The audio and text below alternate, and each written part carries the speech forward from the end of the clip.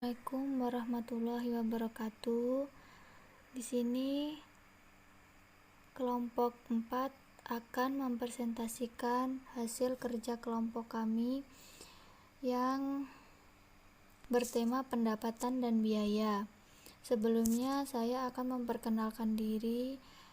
Nama saya sendiri Alfi Dwi Rosandi, NIM-nya 2018 017113 dan dua rekan saya. Yang pertama Vicky Bella Octavia, NIM-nya 2018 017111, dan selanjutnya Angelia Alfani Dekasih, NIM-nya 2018 017085.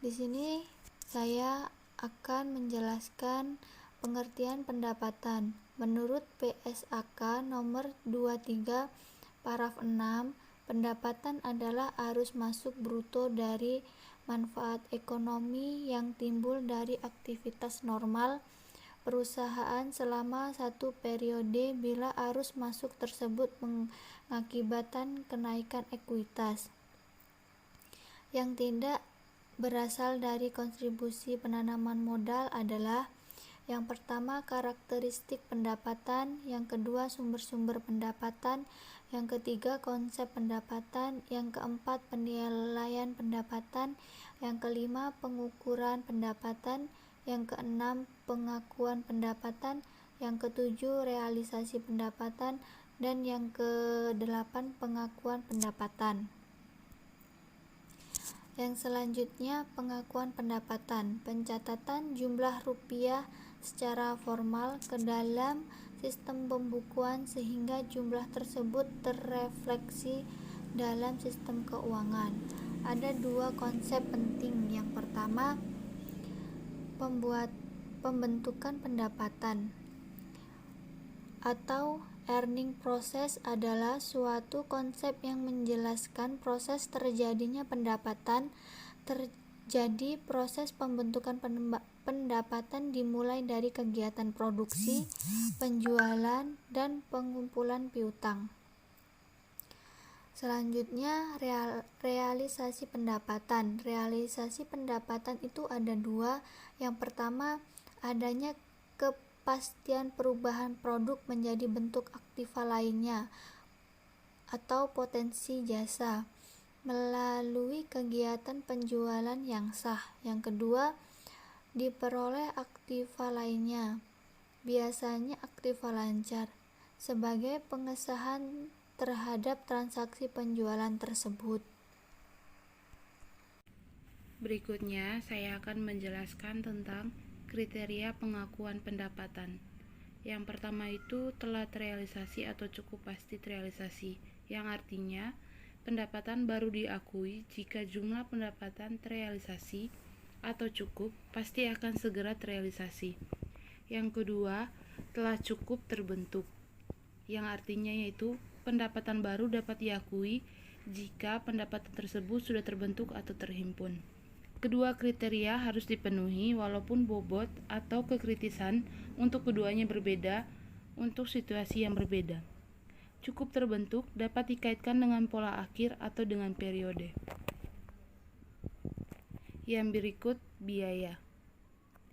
IAI dalam SAK tahun 2002 mendefinisikan biaya adalah penurunan manfaat selama satu periode akuntansi dalam bentuk arus keluar atau berkurangnya aktiva atau terjadinya kewajiban penurunan ekuitas yang tidak menyangkut pembagian untuk penanaman modal.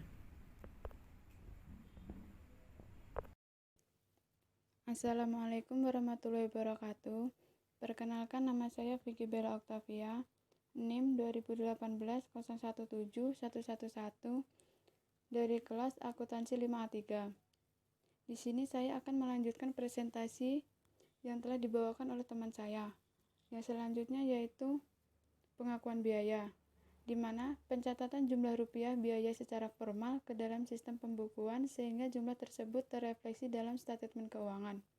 Adapun kriteria pengakuan itu ada dua. Yang pertama yaitu konsumsi manfaat, Biaya atau rugi diakui bila mana manfaat ekonomik yang dikuasai suatu entitas telah dimanfaatkan atau dikonsumsi dalam pengiriman atau pembuatan barang, penyerahan atau pelaksanaan jasa, atau kegiatan lain yang merepresentasi operasi utama atau sentra entitas tersebut.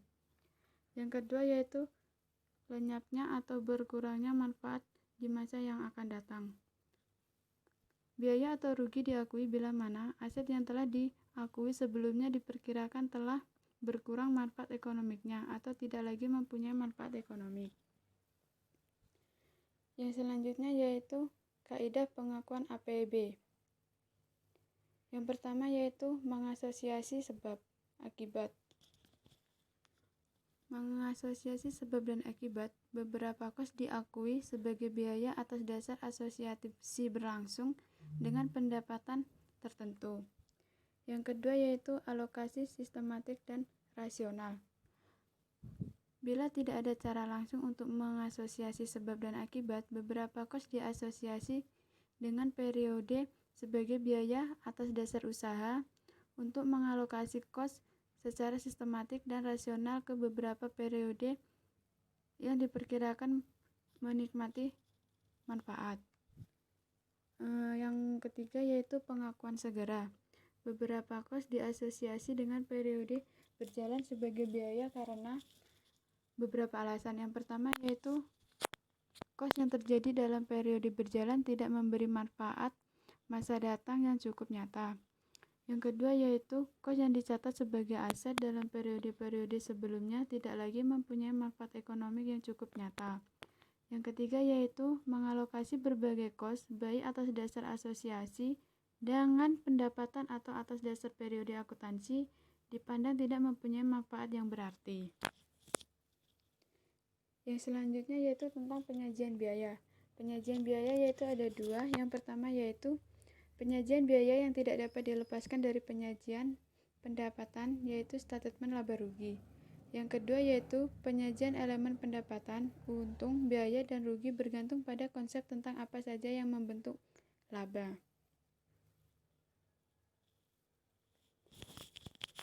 Baiklah, itulah presentasi dari kelompok kami. Sekiranya ada yang kurang jelas atau ada yang tidak dimengerti, kami mohon maaf yang sebesar-besarnya.